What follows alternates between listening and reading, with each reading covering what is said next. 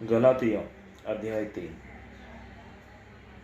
हे निर्बुद्धि गलातियों, किसने तुम्हें मोह लिया है? तुम्हारी तो मानो आंखों के सामने यीशु मसीह क्रूस पर दिखाया गया।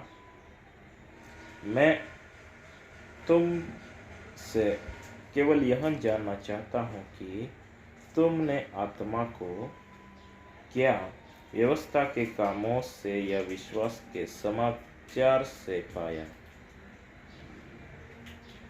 क्या तुम ऐसे निर्बुद्धि हो कि आत्मा की रीति पर आरंभ करके अब शरीर की रीति पर अंत करोगे? क्या तुमने इतना दुख व्यर्थ ही उठाया? परंतु कदाचित व्यर्थ नहीं।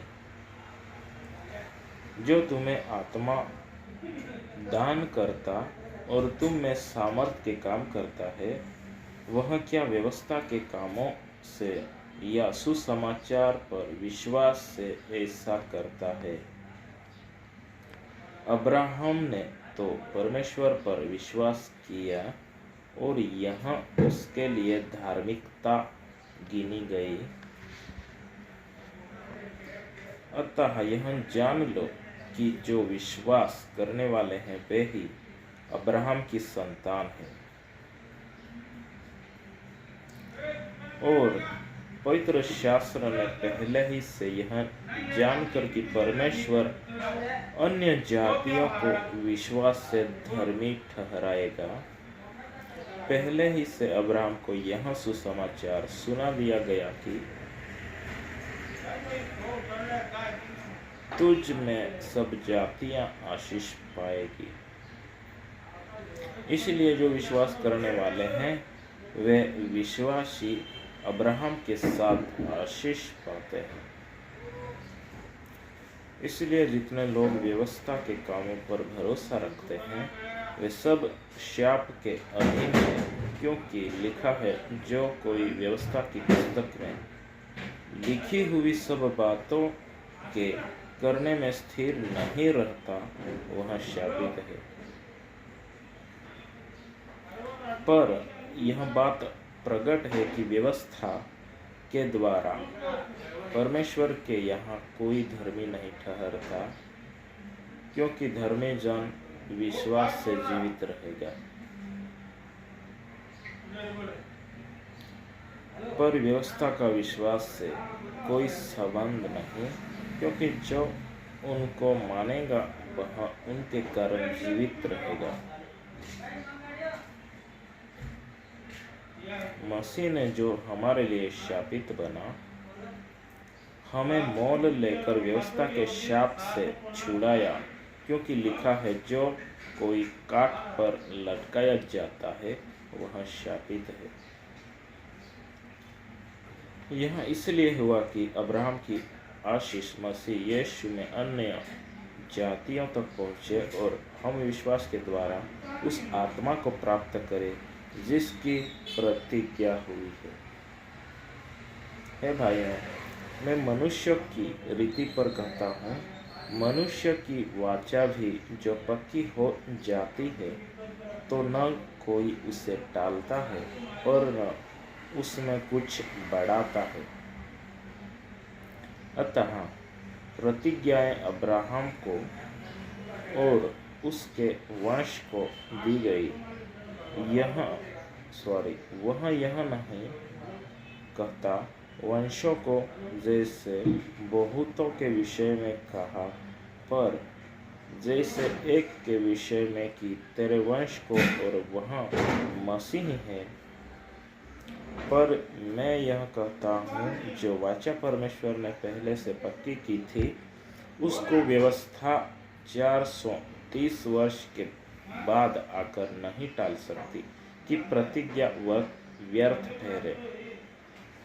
क्योंकि यदि मीरास व्यवस्था से मिली है तो फिर प्रतिज्ञा से नहीं, परंतु परमेश्वर ने अब्राहम को प्रतिज्ञा के द्वारा दे दी है।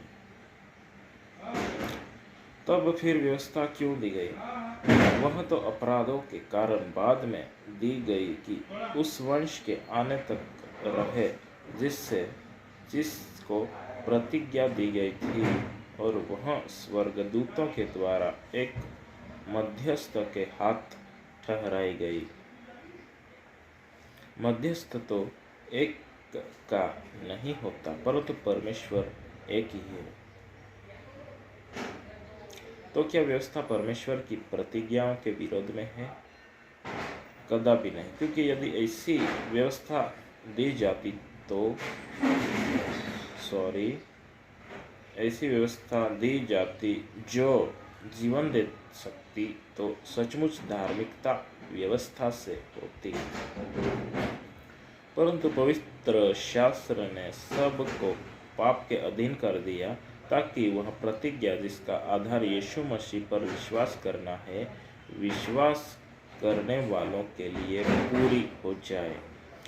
पर विश्वास के आने से पहले व्यवस्था की अधीनता में हमारी रखवाली होती थी, और उस विश्वास के आने तक जो प्रकट होने वाला था, हम उसी के बंधन में रहे।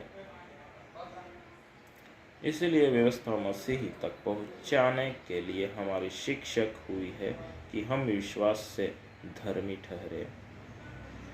परंतु जब विश्वास आ चुका तो हम अब शिक्षक के अधीन न रहे,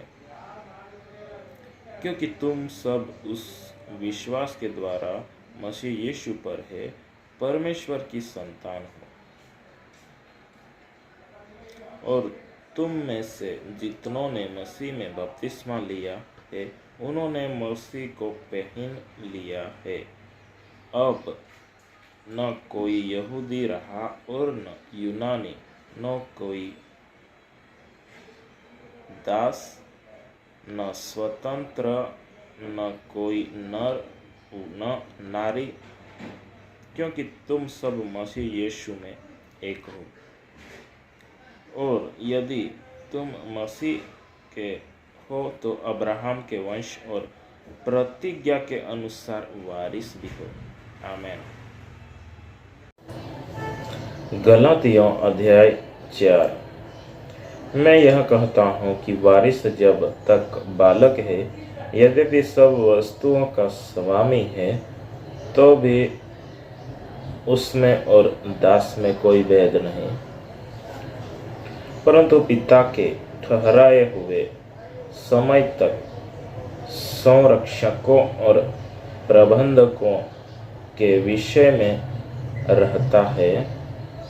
वैसे ही हम भी जब बालक थे तो संसार की आदि शिक्षाओं के वश में होकर दास बने हुए थे, परंतु जब समय पूरा हुआ तो परमेश्वर ने अपने पुत्र को भेजा जो स्त्री से जन्मा और व्यवस्था के अधीन उत्पन्न हुआ, ताकि व्यवस्था के अधीनों को मोल लेकर छुड़ा ले और हम को ले पालक होने का पद मिले।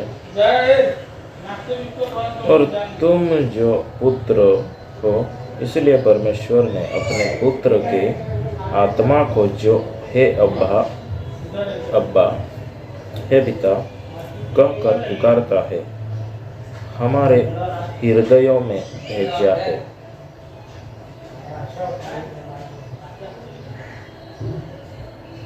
इसलिए तू अब दास नहीं परंतु पुत्र है। और जब पुत्र हुआ तो परमेश्वर के द्वारा वारिस भी हुआ। पहले तो तुम परमेश्वर को न जानकर उनके दास थे जो स्वभाव से परमेश्वर नहीं है।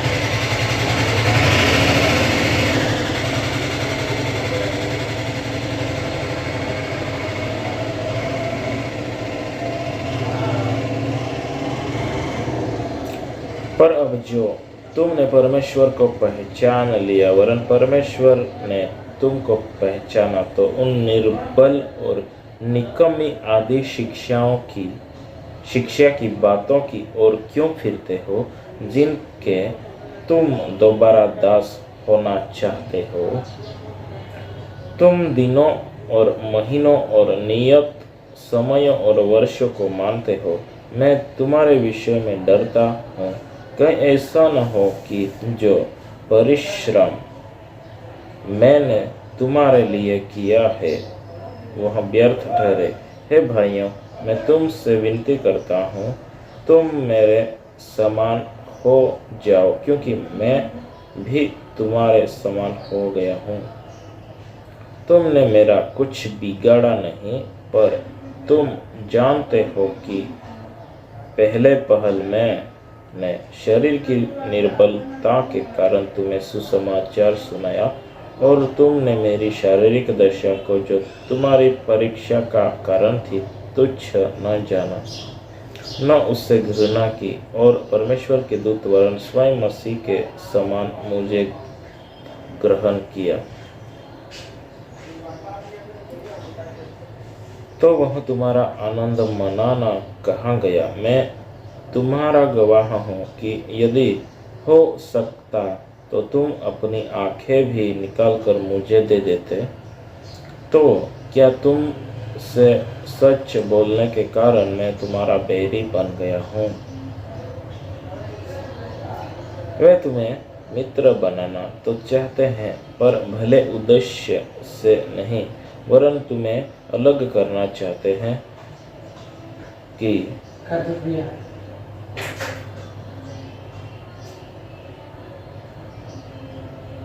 तुम उन्हीं को मित्र बना लो। पर यहाँ भी अच्छा है कि भली बात में हर समय मित्र बनाने का यत्न किया जाए, न केवल उसी समय की जब मैं तुम्हारे साथ रहता हूँ। हे मेरे बालकों, जब तक तुम में मसीह का रूप न बन जाए, तब तक मैं तुम्हारे लिए फिर जच्चा की सी पीड़ाएं सहता हूँ। इच्छा तो यह होती है कि अब तुम्हारे पास आकर और ही प्रकार से बोलूं, क्योंकि तुम्हारे विषय में मैं उलझन में हूँ। तुम जो व्यवस्था के अधीन होना चाहते हो, मुझे बताओ, क्या तुम व्यवस्था के नहीं सुनते? यहाँ लिखा है कि अब्राहम के 2 पुत्र हुए, एक दासी से और एक स्वतंत्र स्त्री से।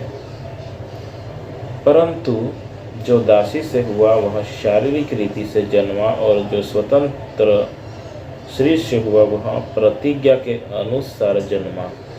इन बातों में दृष्टांत है। ये स्त्रियां मानो 2 वाचाएं है, एक तो सीने पहाड़ की, जिससे दास ही उत्पन्न होते हैं, और वह हाजिरा है, और हाजिरा मानो अरब का सीने पहाड़ है, और आधुनिक यरूशलेम उसके तुल्य है, क्योंकि वह अपने बालकों समेत दासत्व में है। पर ऊपर की यरूशलेम स्वतंत्र है, और वह हमारी माता है, क्योंकि लिखा है, हे बांझ, तू जो नहीं जानती आनंद कर, तू जिसको पीड़ाएं नहीं उठती, गला खोल कर जय जयकार कर, क्योंकि त्यागी हुई की संतान सुहागिन की संतान से अधिक है। हे भाइयों, हम इसहाक के समान प्रतिज्ञा की संतान हैं, और जैसा उस समय शरीर के अनुसार जन्मा हुआ आत्मा के अनुसार जन्मे हुए को सताता था, वैसा ही अब भी होता है। परंतु पवित्र शास्त्र क्या कहता है? दासी और उसके पुत्र को निकाल दे, क्योंकि दासी का पुत्र स्वयं स्त्री के पुत्र के साथ उत्तराधिकारी नहीं होता। इसलिए है भाइयों, हम दासी के नहीं परंतु स्वतंत्र स्त्री के संतान हैं। आमीन।